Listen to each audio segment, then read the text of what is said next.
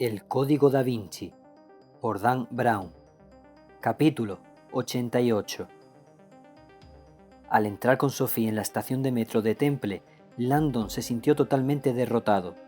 Avanzaban por el laberinto de mugrientos pasillos y andenes y el sentido de culpa era cada vez mayor. Yo he metido a Leigh en todo esto y ahora corre un enorme peligro.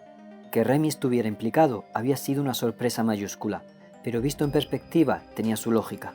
Quien fuera que iba detrás del grial había contratado a alguien que pudiera trabajar desde dentro, y pensaron en Tevin igual que hice yo.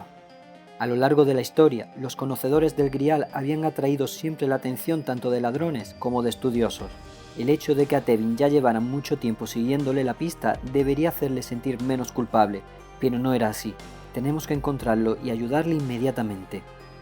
Landon siguió a Sophie al andén de la línea District and Circle, donde desde una cabina llamó a la policía, a pesar de la advertencia de Remy, mientras Landon se sentó en un banco desvencijado con gesto atormentado. «La mejor manera de ayudar a Leigh», insistía Sophie mientras marcaba los números, «es implicar lo antes posible a las autoridades londinenses. Hazme caso». En un principio no había estado de acuerdo, pero a medida que iban definiendo un plan, el planteamiento de Sophie iba cobrando más sentido. De momento Tevin estaba a salvo. Incluso en el caso de que Remy y los demás supieran dónde se encontraba la tumba del caballero, seguirían necesitándolo para que les ayudara a descifrar la referencia al orbe. Lo que a él le preocupaba era lo que pasaría después de que hubieran encontrado el mapa del grial. En ese momento, Tevin se convertiría en una carga demasiado pesada. Si quería ayudar a su amigo, si quería volver a ver la clave, era fundamental descubrir antes el paradero de aquella tumba. Por desgracia, Remy parte con mucha ventaja. Así, la tarea de Sophie era dificultarle las cosas a Remy y la de Landon encontrar la tumba. Sophie haría que Silas y el mayordomo se convirtieran en fugitivos de la policía londinense, lo que los llevaría a tener que esconderse o mejor aún, acabaría con su detención. El plan de Landon era menos concreto: tomar el metro hasta el cercano King College, famoso por su base de datos informatizada sobre los temas teológicos, la herramienta de búsqueda más sofisticada, según le habían dicho. Respuestas inmediatas a cualquier pregunta sobre historia religiosa. Se preguntaba qué respondería aquella base de datos ante la frase «enterrado por el Papa reposa un caballero». Se puso de pie y empezó a caminar por el andén, impaciente, esperando un metro que no llegaba. Finalmente, Sophie logró contactar con la policía. «División de Snow Hill», dijo el telefonista. «¿De qué se trata?» «Quiero denunciar un secuestro». Sophie sabía ser concisa cuando quería. «¿Su nombre, por favor?» Sophie hizo una pausa. «Soy la agente Sophie Neveu, de la Policía Judicial Francesa». Aquello tuvo un efecto inmediato. «Ahora mismo le paso con el detective, señora». Mientras esperaba a que la atendieran, Sophie empezó a tener sus dudas de que la policía se creyera la descripción que tendría que hacer de los secuestradores. Un hombre con smoking, más fácil de identificar posible. Incluso si Remy se cambiaba de ropa, su cómplice era un monje albino.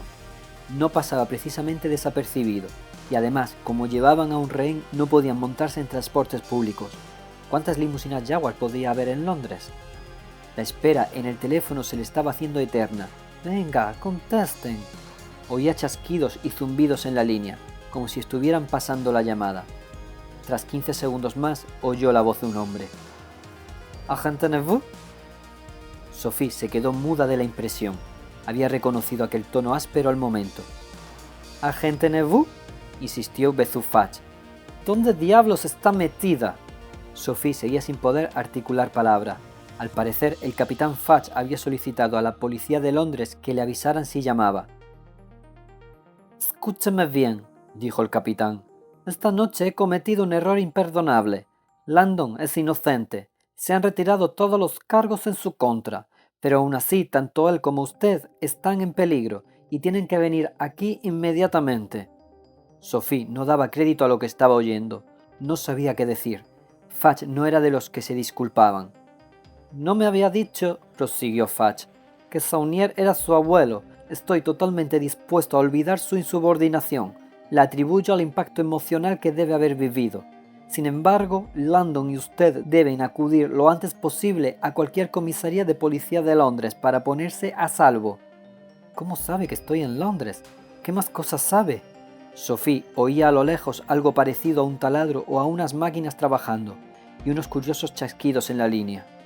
¿Está intentando localizar esta llamada, capitán?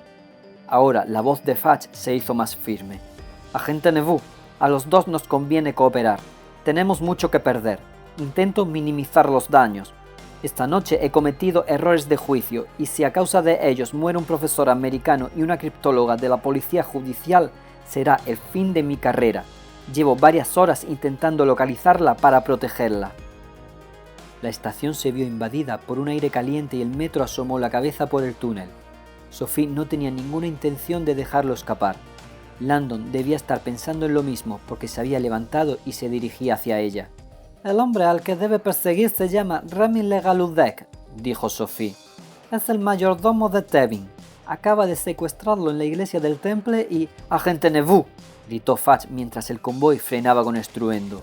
«No es un tema como para hablarlo desde una línea abierta. Vaya con Landon a la policía. Se lo digo por su bien, es una orden». Colgó y Landon y ella se montaron corriendo en el metro.